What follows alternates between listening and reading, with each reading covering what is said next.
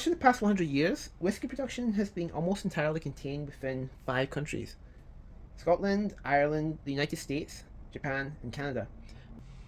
Now, there were attempts for other countries, but few of those projects survived. One of the big problems that a lot of the other small projects from other countries had is they had to not only age the spirit for a couple of years, which eats up a lot of money, but they also had to compete against very well-known Scotch brands in their home markets.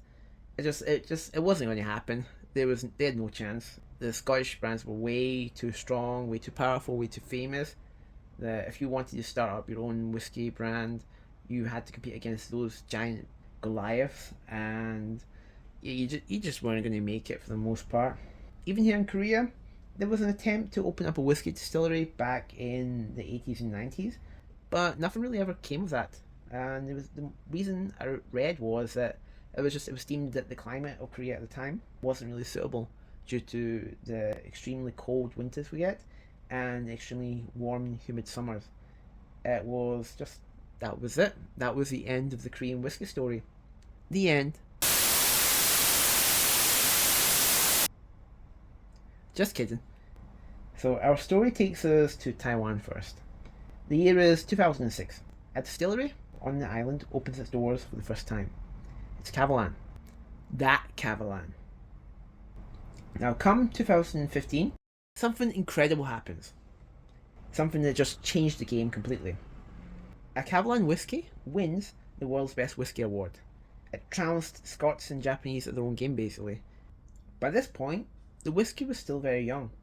Even though it was young though, they were still handily beating the competition that had been in the game for decades in the case of some of the Japanese distilleries, and centuries in the case of some of the Scottish distilleries. They were just beating them at the competition. And this event rewrote the game for entrepreneurs everywhere around the world, but in particular, it rewrote it for entrepreneurs in Korea too. So, as I said before, there was an attempt in the past, but it was deemed that it was never going to happen. They thought the climate was just not right for it. However, Taiwan is an island that has a very, very hot summer that is nothing like the climates of most of the whiskey producing countries. Like, it's not like Canada, it's not like Scotland, it's not like Ireland, it's not like most of Japan that was like the parts at least that were producing whiskey at that time. It's a tropical climate. This brings us to 2020, when some of the entrepreneurs decided that now was the time to restart and attempt to make a new Korean whiskey. So, at the height of the COVID pandemic, 2 distilleries opened. One was the Free Society's distillery in Namyangju, which is in Gyeonggi province, which is the area just surrounding Seoul, and the other one is the Kim Chang-soo distillery in Gimpo, which is also in Gyeonggi province. A few years after this, one of those distilleries, the Free Societies, managed to release the first ever Korean single malt, the kione, and it got a great reception. It was considered a really good first attempt at making a whiskey. It won awards, and from there, they continued making more whiskey. So, Korean whiskey, a project that's 40 years in the making, it was born. Finally, the dreams of many, many people who just wanted this to happen, Free Societies did it. They made it happen. And then not long after them, Kim Chang-soo also released his own whiskey too. So yeah, it became a thing. There finally was a Korean whiskey category. What I have here is the 5th batch of the kione. So we see here, this is the 5th batch here. And it is, if you see here, it's a port cask whiskey. So this is batch number 5, and it's port cask. So, put this down. This here was released in 2024, so at the start of 2024, and that means that given the distillery is only, 5 years old at most now, it's a very, very young whiskey. So, it comes in a beautiful box, as you can see here. The box is really, really nice. It's a really, really well made, sturdy box. They put a lot of effort into this. A little blurb in the back about the history of kione. Over here. And you can even open it up. What? The bottle sits really well inside it. Take it out for now. As you can see, it's a really nice box. The bottle sits inside it. It fits in the box pretty well. It's quite snug. There we go. So, let's get to tasting this, shall we? Yeah. Just before we taste it though, bottle. Again, the blurb of the history is on the back too.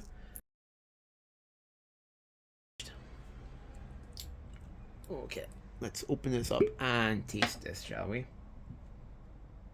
So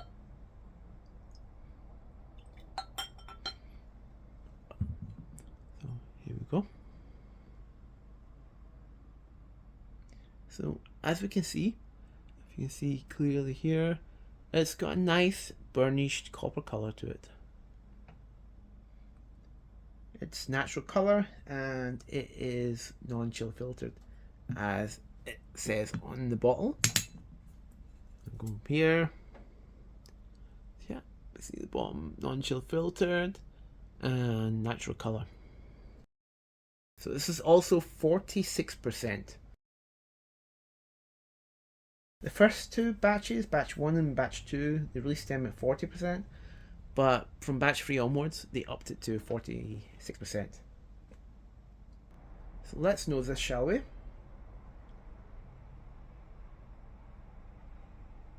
So on the nose, this comes across to me as very malt forward. I get raisins, I get raspberries, what else do I get? Brandy and chocolate. Quite good. It's slightly nutty. No, it's a nut though. I'll say maybe hazelnuts. I guess wait, chocolate and hazelnuts. It's Nutella, basically. A bit sweet as well, so yeah, Nutella.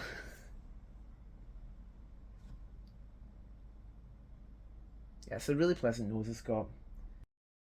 Damn it, I keep getting brandy notes every time I ever smell or like something that's been aged in port casks. I often get a note of brandy in it, which is really interesting. It's something that maybe it's just me, but I always find that note in anything that's aged in port casks.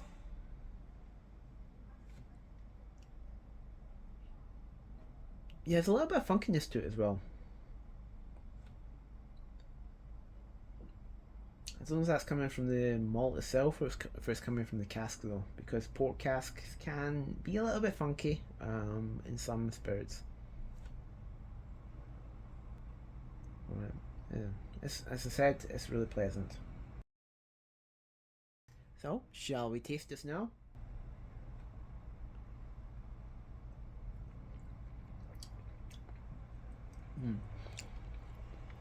It's a little bit hot first. Okay, on the palate, I get some dark chocolate, bittersweet, a little bit sweet, but a little bit bitter. Stone fruits, can't quite pick out which stone fruit it is. I don't think it's peach. It's not quite apricot either. Plum maybe, but no, it's not really that plummy. Maybe the Korean apricot.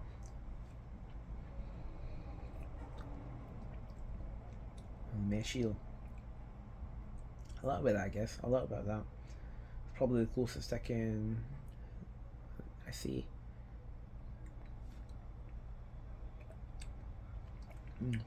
Orange peel too. That's what I get as well. Like some orange peel. Not quite candied, just like orange peel that's been peeled off an orange and left to dry a little bit.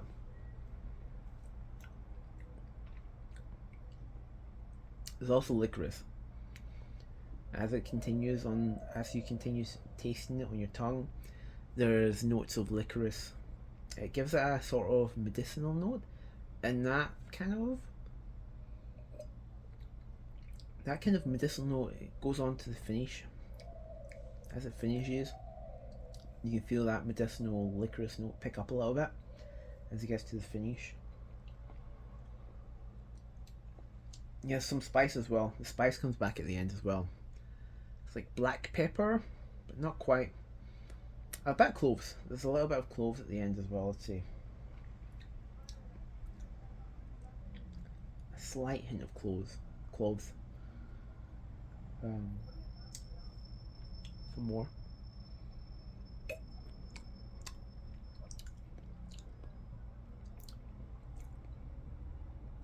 Yeah, quite right. Spicy and slightly bittersweet. It's bitter, and then back up at the end, a little bit more spicy again. Quite nice. Yeah, it's a genuinely nice dram. I feel it probably does need a few more years to shine, but the same can be said for pretty much all of the new distilleries out there. It's just like whenever you release a 3-year-old whiskey, it can taste really good if the distillate's good, and yeah, they've got a really good distillate here. It just could do a little bit more aging, but that's fine because they've got such a solid basis for the spirit. I'm sure like in a few more years' time, as the spirit evolves, the next time they do a port cask release, it should taste way better, more maturity, richer flavours to it. But given this is only 3 years old at most, I would say it's a pretty good effort. It's a really enjoyable spirit, and I do like it. Anyway, I think that is all for now. It is something that I believe that if you're wanting to try something a bit different, I think that this is a good whiskey to try. Like say if you're looking to try something that's a little bit outside of what most people are looking for, you want to try something that's a little bit different in the sense that it's from like a different country, that's got a different process of aging. Again, because of the bitter cold winters and the hot humid summers, the aging process here is going to be very different from somewhere like Scotland. It's going to be different from most parts of the USA. It's going to be different from even Taiwan. The aging process itself, it allows it to kind of give the Korean whiskey its own character, I guess. But anyway, I do recommend trying this if you get a chance. It's a good whiskey, and as I said, with time this is going to be excellent. But anyway, thank you again for watching,